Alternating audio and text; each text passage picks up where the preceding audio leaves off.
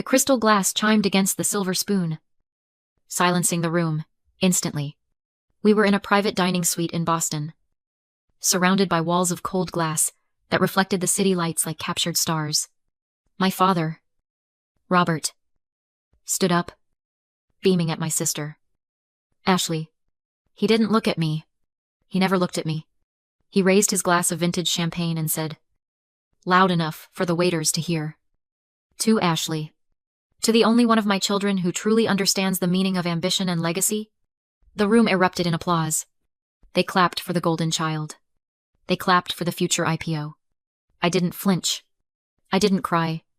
I simply took a sip of water, placed my napkin on the table, and walked out the door while they were still cheering. That was the moment I realized I wasn't just the black sheep. I was a ghost. Have you ever been in a room full of family but felt completely invisible? If you know that feeling, drop a hand wave emoji in the comments, so I know I'm not alone. To my family, silence was a failure. It meant you weren't pitching. You weren't networking. And you certainly weren't disrupting an industry. But in my world, silence is the most expensive commodity there is. My workshop in Burlington, Vermont, is everything my parents' penthouse in Boston is not. It smells of aged maple, spirit varnish, and dust that has settled over 300 years. There are no glass walls here, just stone, timber, and the quiet hum of a dehumidifier protecting instruments worth more than most people's homes. I'm a luthier. I restaurare violins, violas, and cellos. When a Stradivarius develops a hairline fracture, or a Guarneri loses its voice, they don't send it to a factory. They send it to me. I spend my days with a magnifying glass and a chisel, shaving off wood thinner than a breath. It's slow, it's methodical, and it requires a kind of patience that would make my sister, Ashley, break out in hives. To my father, Robert, and my mother, Linda, my career was a cute little hobby. A quaint craftsman phase I would eventually grow out of before getting a real job. They didn't understand that while Ashley was burning through venture capital funding like jet fuel, I was building equity in history. But I didn't choose this solitude by accident. I was trained for it. There is a term psychologists use for kids like me, the glass child. When you grow up with a sibling who demands 100% of the oxygen in the room, you learn very quickly how to breathe without making a sound. Ashley was always the crisis or the miracle. She was either failing math and needing a tutor, or founding a startup and needing seed money. She was high maintenance, high volume, and high stakes. My parents were constantly exhausted by her, consumed by her orbit. So, I made a decision when I was 7 years old. I decided to be transparent. I became the child who didn't need help with homework, the one who didn't scrape her knees, didn't lose her retainer, and didn't ask for money. I thought if I was perfect, if I required absolutely zero maintenance, they would finally have the energy to love me. I was wrong. They didn't love me for being easy. They just forgot I was there. I remember the day I got accepted into the top luthier school in Cremona, Italy. I came downstairs, letter in hand, heart pounding. I walked into the kitchen, ready to share the news. But my mother was already on the phone, pacing back and forth. Ashley had crashed her car. Again. My father was shouting at an insurance agent in the other room.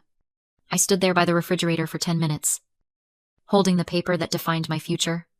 Neither of them even looked up. So, I folded the letter, put it in my pocket, and made my own coffee. I never told them. I just packed my bags and left. 2 months later, they assumed I was drifting. They told their friends I was finding myself in Europe. A polite way of saying I was unemployed. They didn't know I was apprenticing under the finest masters in the world. They didn't know I was learning to identify a forgery by the pattern of the grain or the smell of the glue. They saw a daughter who had opted out of the race.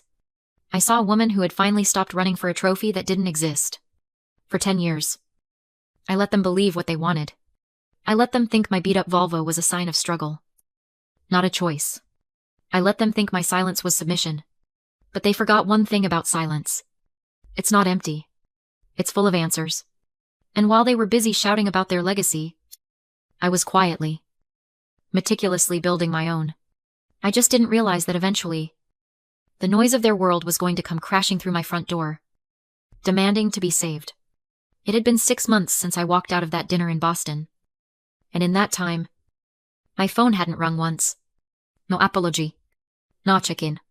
Just radio silence until the obligatory calendar invite for Thanksgiving arrived in my inbox. It wasn't a request. It was a summons. Attendance mandatory.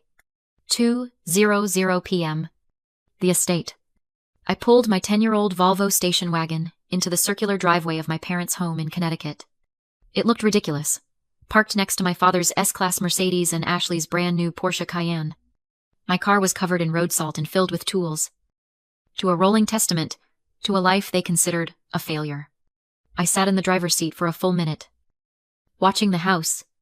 It was a sprawling colonial revival, manicured within an inch of its life. From the outside, it looked perfect.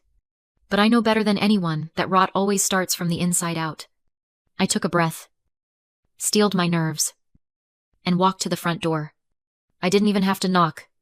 My mother, Linda, opened it before my hand touched the brass knocker. She wasn't smiling. She was wearing a cashmere sweater that cost more than my entire tool collection. And she looked stressed.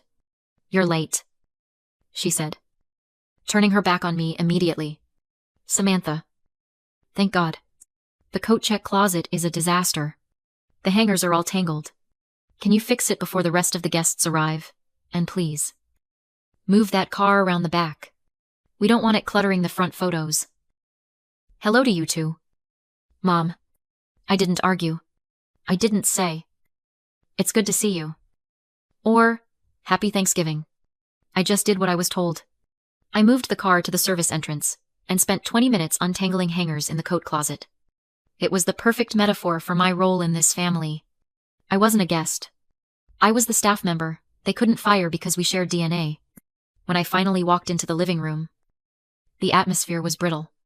Usually, Thanksgiving is the Ashley show. She would hold court by the fireplace, recounting her latest TED Talk or her upcoming feature in Forbes, while my parents nodded along like bobbleheads. But today, the air was different. It was heavy.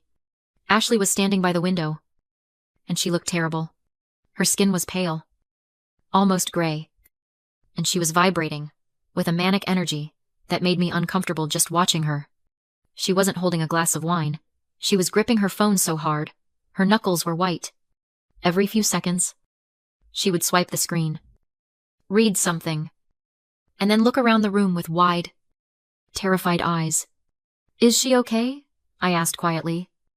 Standing next to my father near the bar, Robert poured himself a scotch.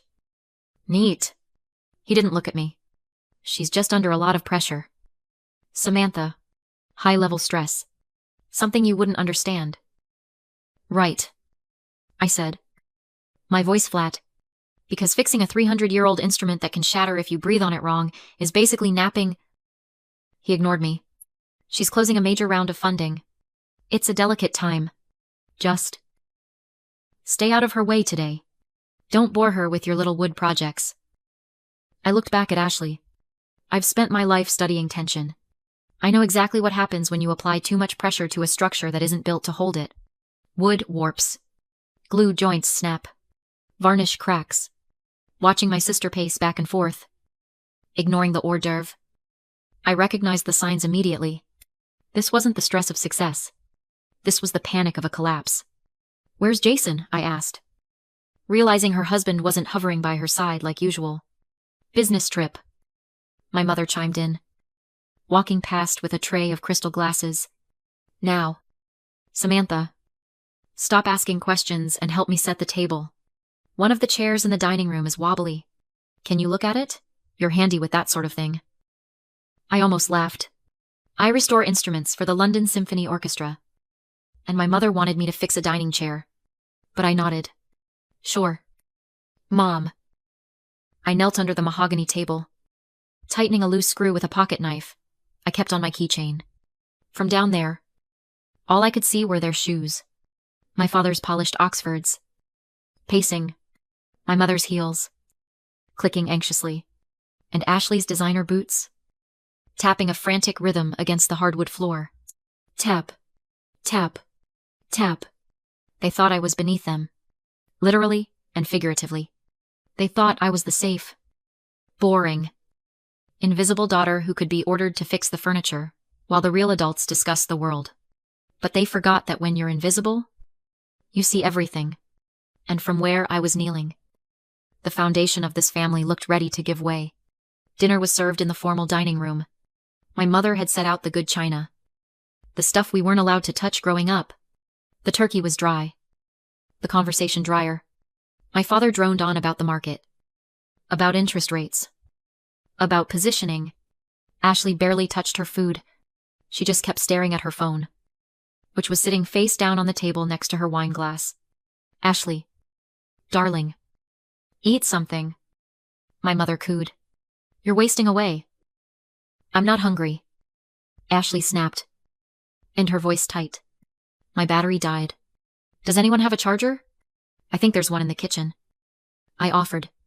I don't want to go to the kitchen, she said, extending her hand across the table toward me. Give me your phone.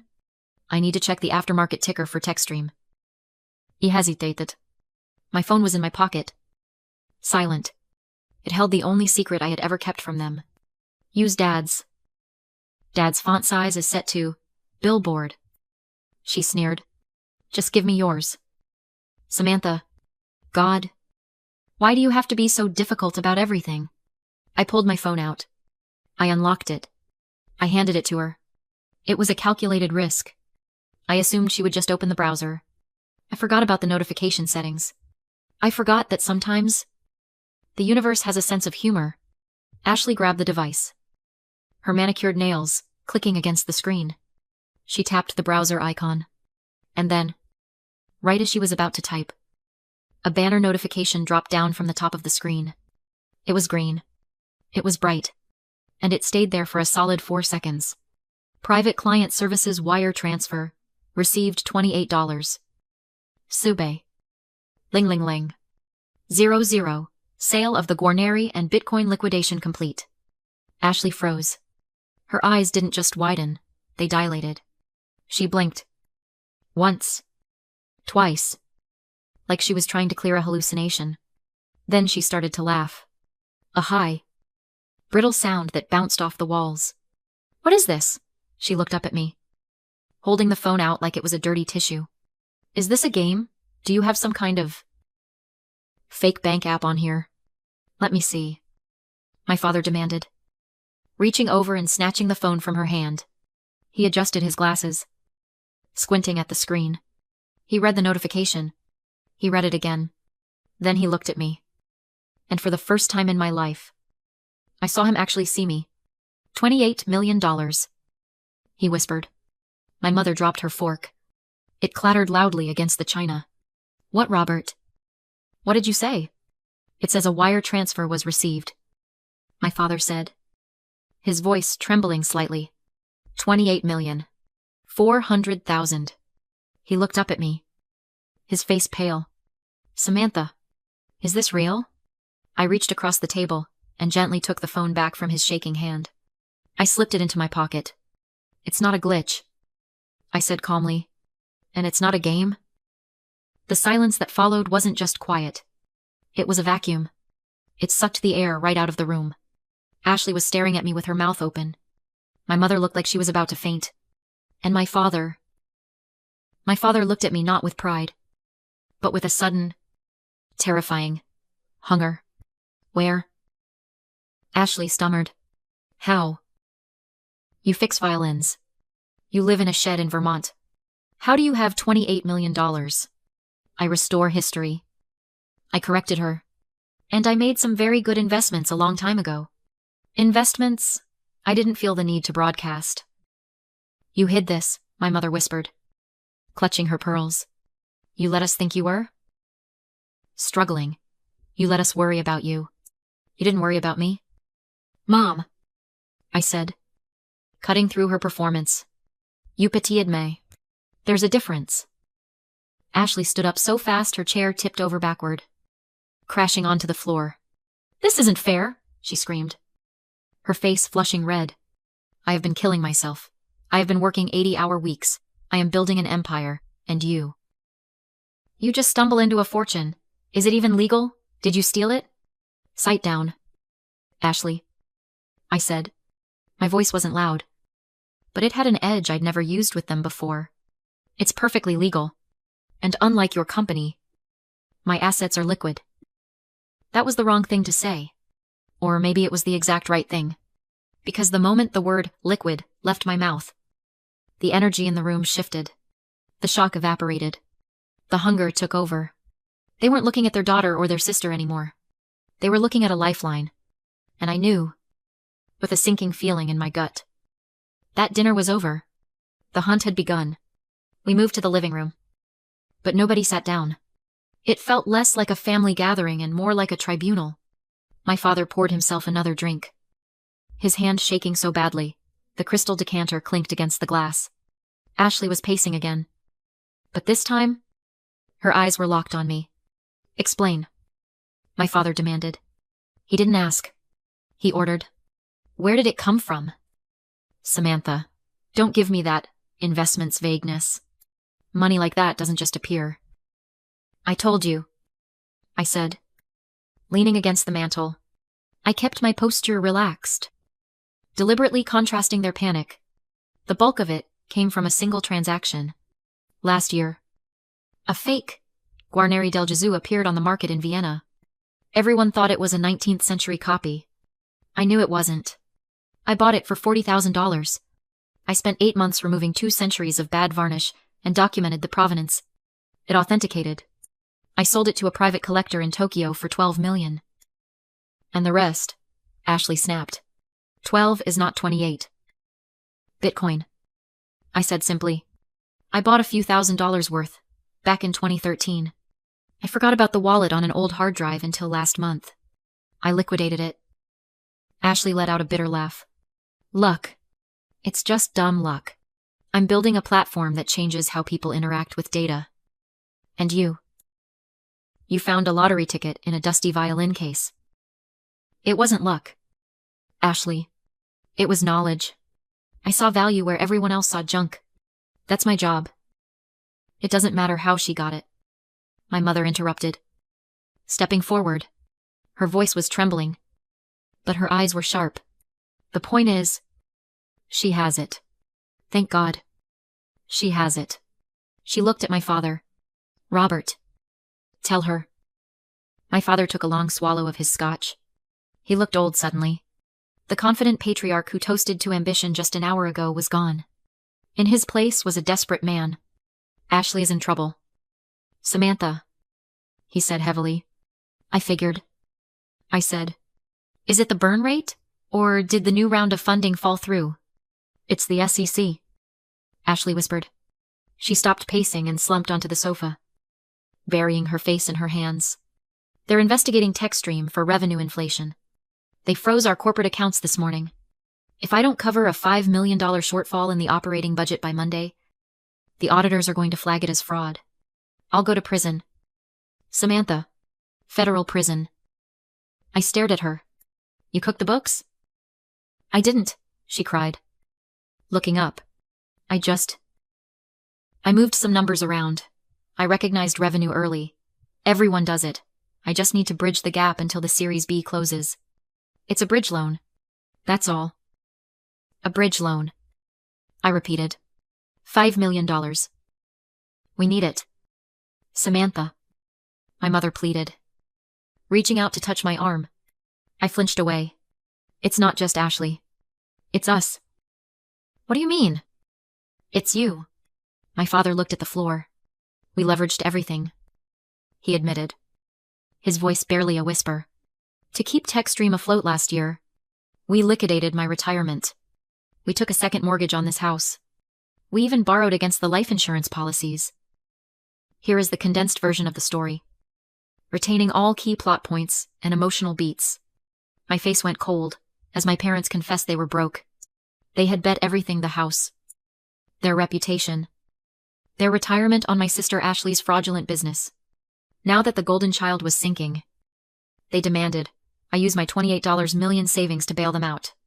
It's your duty. My father insisted. We're a family. But I realized the truth. They didn't see me as family. They saw me as an insurance policy. For 30 years, they ignored me while fueling Ashley's ego. Now, they wanted to liquidate me to cover their bad investment. No, I said firmly. I won't pay for your arrogance. When my father threatened to cut me off, claiming I'd be dead to them, I felt nothing but clarity. You have nothing left to give, I told him, grabbing the door handle. You're not cutting me off from the family fortune. Dad, I am the family fortune. I walked out and didn't look back. 3 months later, Ashley was indicted for fraud, and my parents lost the estate. Meanwhile, I used my money not for status, but for sovereignty. I launched a grant program for craftsmen and filled my workshop with apprentices, people who understood value, not just price. By the next Thanksgiving, I was hosting dinner in my workshop for my found family. A desperate letter from my mother arrived, asking to visit. I put it away in a drawer. I wasn't angry, just unavailable. Money can't buy love, but it buys the courage to walk away from those who hurt you. Raising a glass to the invisible ones.